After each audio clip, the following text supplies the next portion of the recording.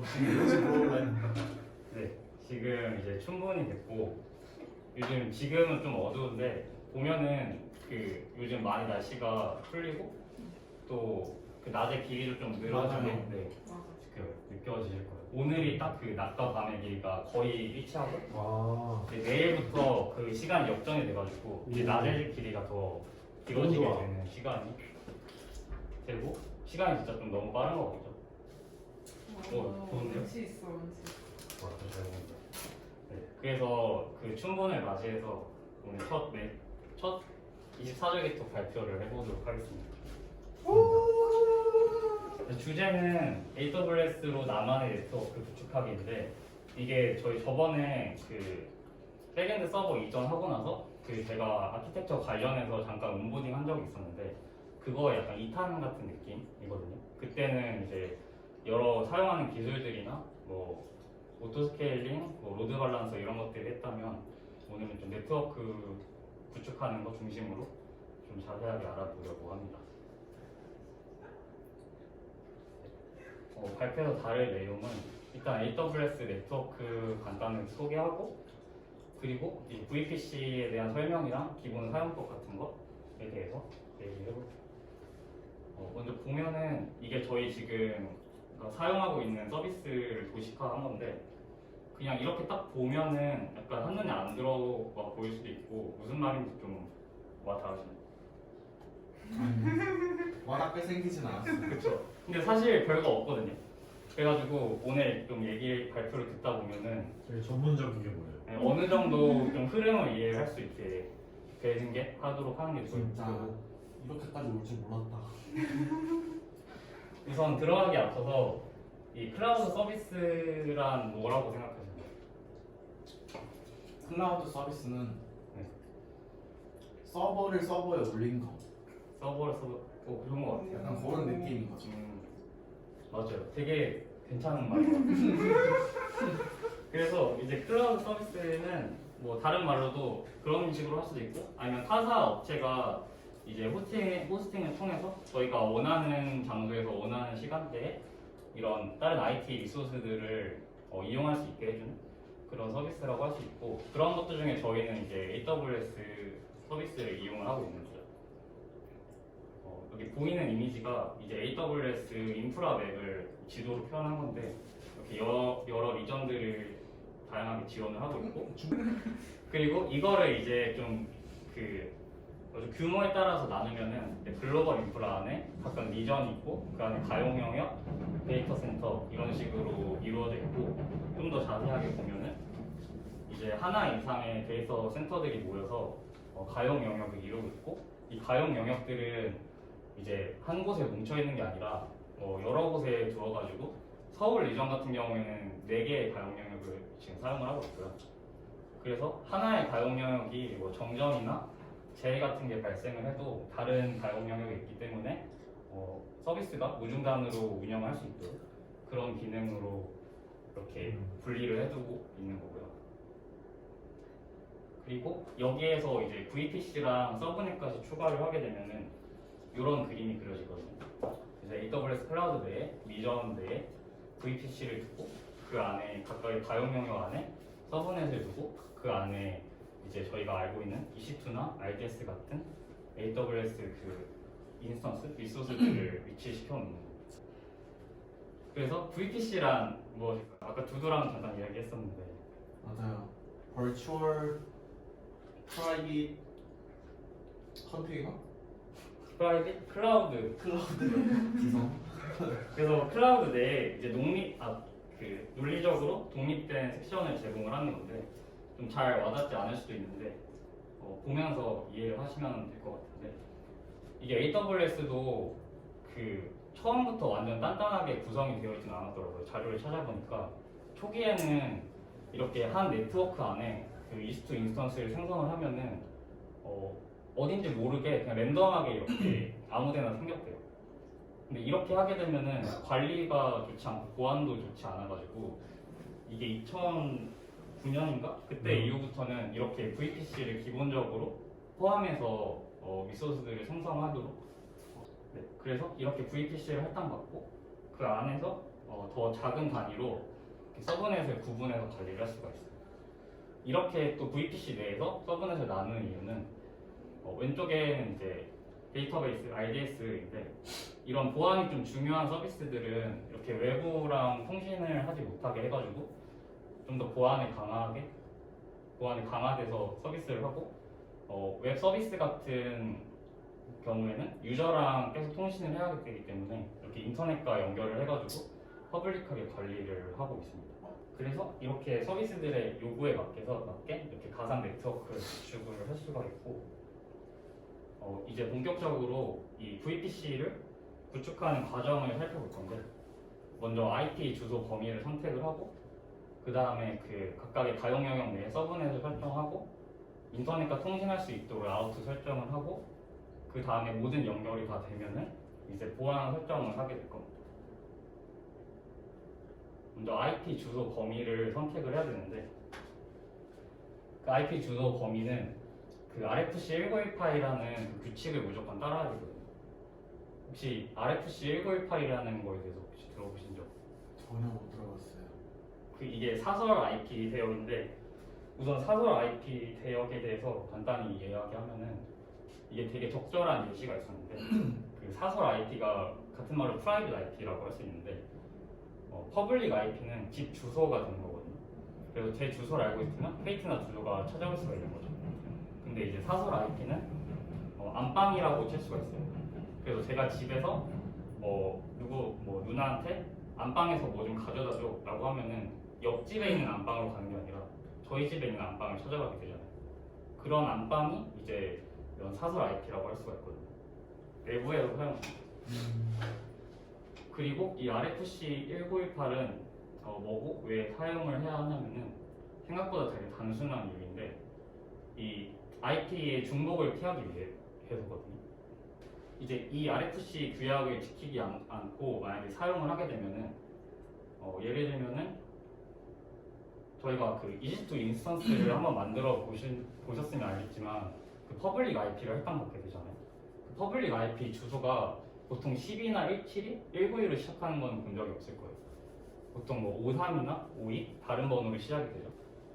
이렇게 10이나 172, 192로 시작하지 않고 않게 되었을 때 이제 외부의 퍼블릭으로 IP가 53으로 만들어져 있어요. 네, 외부의 53. 네, 외부의 53이요.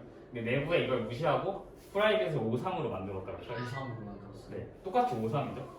그러면은 내부와 통신을 하는 그 IP가 이제 53인 건데 얘에서 외부로 보낼 때 53으로 보내고 싶어요, 통신을. 아, 네. 근데 자꾸 내부로 간다는. 그쵸. 똑같은 53이어가지고 여기 빠져나가지 못하는 거죠.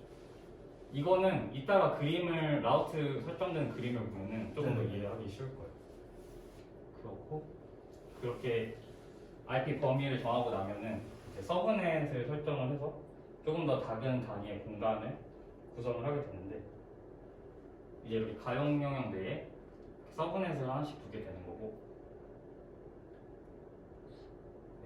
이렇게 서브넷을 둔 다음에 인터넷과 통신을 하기 위해서 라우트 설정을 해야 돼요. 지금 이렇게 되어 있는 거의 의미를 파악을 해보면은 프라이빗 서브넷가 10점으로 시작을 하는 거고 라우터 같은 경우가 이제 목적지가 되는 거고 라우팅 테이블이 이 목적지로 가기 위한 이정표 역할을 해주는데 이걸 해석해보면은 이 내부에서 사용하는 프라이빗 IP에 대한 요청일 때는 타겟을 로컬로 해라. 그러니까 내부와 통신을 하라는 의미인 거예요. 그래서 이렇게 되게 되면은 서로 통신은 가능하지만 예를 들어 서브넷 여기 안에 인스턴스를 설치하고 코드 소스를 받기 위해서 빅 클론을 하려고 하면 클론을 할 수가 없는 거예요. 외부와 통신을 아직 할 수 없는 단계인 거죠. 아니요. 그러니까 너무 죄송해요. 한 번에 이해가 안 됐어요. 여기서 일로 넘어올 때 네. 갑자기 뭔가 확 바뀐 느낌이. 라우팅 테이블이 왜 존재하고 약간 일단 차근차근 설명을 해주시는 거죠. 그렇죠. 일단 뒤에 좀 설명을 들어볼까요? 저 지금 완벽하게 이해가 안 됐어요. 일단 이 그림은 먼저 해석을 하면은 이제 내 VPC로 향하는 트래픽에 대해서 네. 내부에 머물러라는 의미거든요. 저 라우팅 테이블이 의미하는 게요. 네. 이 VPC의 프라이빗 IP 주소가 10.0.0.0.16이잖아요. 네, 맞아요. 이 범위 내 같은 범위인 건데 이 내부에 대한 거를 내부에서 처리한다 이런 의미거든요. 범위를. 다음 거를 한번 보면은 네. 이제 인터넷 게이트웨이라는 거를 위치를 시켜서 외부와 통신을 할 수 있게 돼요. 그래서 이 두 개가 차이가 있는데 왼쪽 같은 경우에는 아까처럼 내부에서만 사용하는 그래서 프라이빗 서브넷이라고 하게 되고 오른쪽 같은 경우에 이제 이 내부에서 사용하는 VPC IP가 아닌 모든 다른 10.0으로 시작하는 게 아닌 모든 다른 범위에 대해서 인터넷 게이트웨이로 보내라 라는 의미예요. 그래서 아까 얘기한 것처럼 우리가 53점 몇이나 23점 몇, 52점 몇 이렇게 보내게 되면은 그런 모든 범위에 대해서 인터넷 경로로 나가라.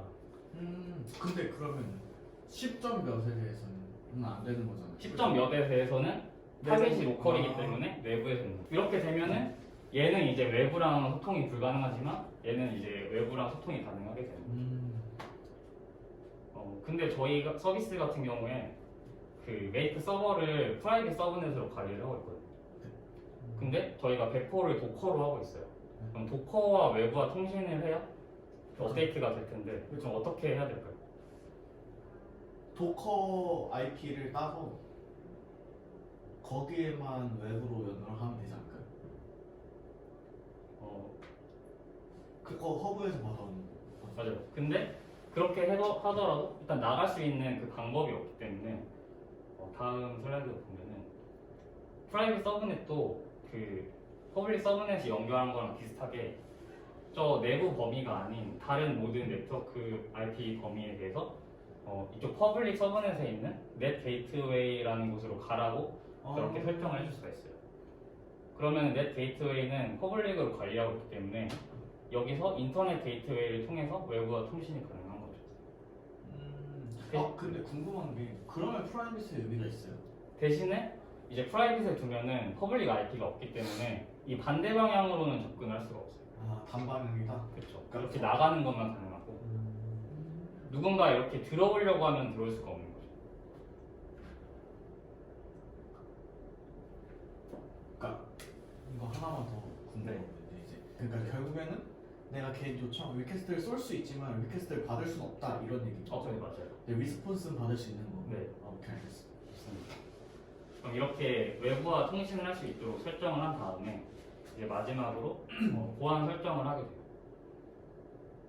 이렇게 모든 경로에 대해서 다 열어두게 되면은 보안상으로 좋지가 않기 때문에 앞쪽에다가 네트워크 ACL이랑 보안 그룹이라는 그 설정을 해두게 되는데 네트워크 ACL 같은 경우에는 퍼블릭 서브넷 단위로 적용이 돼서 이 서브넷 내부에 있는 모든 인스턴스에 적용이 되는 거고 보안 그룹 같은 경우에 인스턴스별로 관리를 할 수가 있게 돼요. 그래서 이게 네트워크 ACL의 콘솔 화면인데 아래 이쪽에 규칙을 보면은 모든 그 인바운드, 아웃바운드 규칙을 허용하라는 그런 의미거든요. 이게 네트워크 ACL이 스테이트레스하게 관리가 되는데 이거 같은 경우에 이제 외부에서 커넥션이 들어왔을 때 그 커넥션을 기억을 따로 하고 있지가 않아요. 연결이 그냥 끊기는 거죠.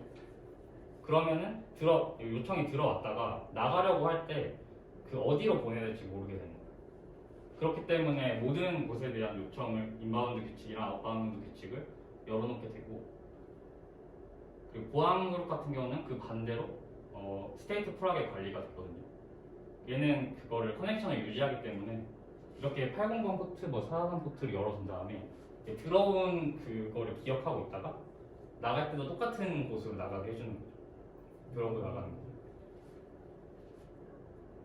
그래서 보안 그룹을 이렇게 나누는 이유는 왼쪽이 이제 저희 클라이언트 서버라고 볼 수가 있고 오른쪽이 백엔드 서버라고 볼 수가 있는데 이제 클라이언트 서버의 보안 그룹을 TCP 80번 포트랑 443 포트, HTTPS 443 포트의 모든 요청에 대해서 열어두는 거죠. 그 유저가 이용을 해야 되기 때문에. 대신에 백엔드 서버 같은 경우에는 외부에서 접근을 하지 못하게 하고 이 클라이언트 서버에서만 API 요청을 보낼 수 있도록 해야 돼요. 근데 이렇게 인스턴스 하나하나의 IP를 등록해 놓으면은 뭐 저희가 확장이 되거나 할 때 인스턴스가 여러 개가 생기면은 그 인스턴스마다 지정을 해줘야 되잖아요. 그래서 보안 그룹을 설정해 주시는 네. 그래서 이 보안 그룹의 아이디거든요.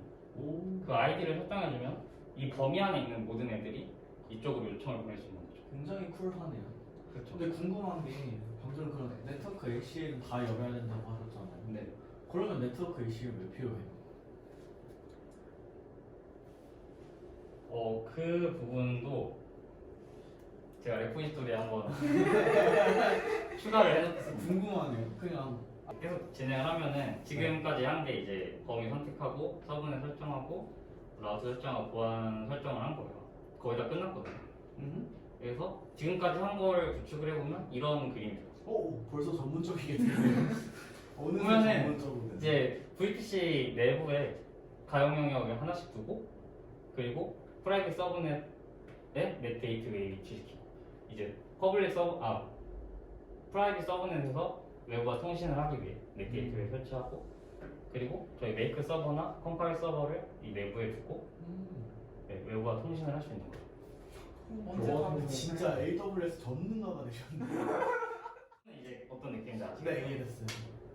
그럼 다시 이제 저희 서비스를 보면은 일단 이 부분은 좀 생략이 됐어요. 이 람다 쪽이랑 RDS 쪽은 생략이 됐는데 뭐 이것도 마찬가지로 람다 항구도 이 프라이빗 서브넷을 두고 똑같이 여기 퍼블릭 서브넷 넷 게이트웨이를 통해서 이제 통신을 하고 얘는 또 API 게이트웨이 이용해서 저 API 게이트웨이가 LGA 같은 건가요? 그 인터넷 게이트웨이랑 비슷한 느낌인가요?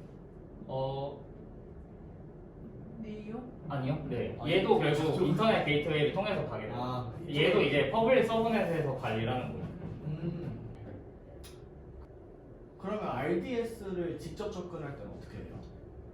직접 접근할 때는 이제 그래서 여기에 베스천 호스트를 두거든요. 와, 이게 이제 진짜 대박이다. 퍼블릭 서브넷에 있는 EC2 인스턴스예요. 네. 그러면 저희가 작업하는 거를 본다면은 PG 어드민으로 치면은 그 저희 로컬에서 543이었나요? 네, 543. 네. 그러면 저희 로컬로 5432로 그 보내게 되면은 요청을 하면은 이제 베스천 호스트가 베스천 호스트는 같은 VPC 내에 있기 때문에 RDS 접근이 가능한 거죠. 네, 그렇죠. 그렇기 때문에 베스천 호스트가 그 5431을 포트 포워딩 해가지고 RDS로 보내게 해요. 로컬에서 작업을 할 때 PG 어드민 기준으로 이제 이 RDS의 호스트를 쓰는 게 아니라 로컬 호스트 5431을 하면은 여기로 연결이 되는 거죠. 제가 아까 전에 프라이빗 서브넷에 두면은 이제 이쪽 방향으로는 통신이 가능하다고 했잖아요. 네. 근데 그렇게 되면은 저희 API 서버에서 요청을 받아야 되잖아요. 그렇기 때문에 여기 로드 밸런서를 퍼블릭에 위치해놓고 로드 밸런서를 통해서 접근이 가능해요. 그래서 라우터 53으로 그 IP 주소를 변환하고 클라우드 프론트 통해서 로드 밸런서 오고 로드 밸런서에서 이제 API 서버로 접근을 하는 거죠. 요청이 되는 거죠. 삽질하고 나니까 고생했어요. 고생하셨습니다. 첫 번째 24절 굉장히 유익했습니다. 그래서 저희 24줄 하늘이 찾을 쯤 맑아지고 재밌어 이거. 근데 생각보다 빠른데요? 그렇죠.